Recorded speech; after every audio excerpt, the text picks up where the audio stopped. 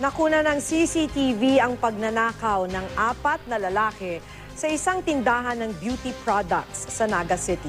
Modus ng grupo ang ilihis ang atensyon ng mga bantay ng tindahan habang nililimas ng iba pang salarin ang mga paninda. Makibalita tayo kay Avril Daha ng GMA Bicol. Sa kuha ng CCTV camera ng isang beauty product dealer store sa Naga City, makikita ang pagpasok ng 4 na lalaki. Lumapit ang isa sa mga ito sa kahera at nagbigay ng 3,000 piso. Ayon sa lalaki, magpapadala siya ng 2,200 pesos sa pamamagitan ng electronic money transfer service. Wala ang tindahan ng ganitong service, kaya binalik ng kahera ang 3,000 pisong pera sa lalaki. Balik ko si cash na 3,000, tapos pag-araw niya kay Niyo, sabi, bakit ito lang?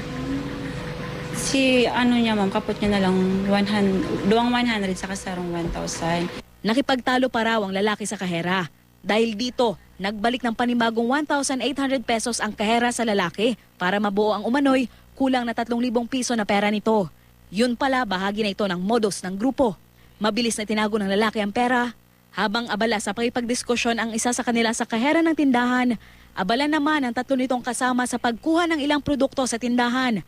2 lang ang empleyado sa tindahan kaya hindi agad napansin ng mga ito ang pagnanakaw ng mga sospek. Ang bala ko po talaga, matindog lang ako sa kataid niya para hiling ko sinda.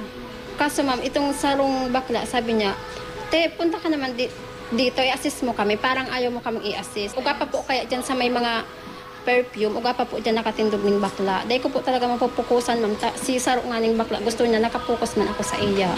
Halos 8 minuto lang daw nangyari ang pagnanakaw bago umalis sa mga sospek. Aabot sa 1,000 pisong halaga ng mga panindang natangay, bukod pa nga sa 1,800 pesos na nakuha sa kahera. Avril Daha, Nagbabalita, Pilipinas.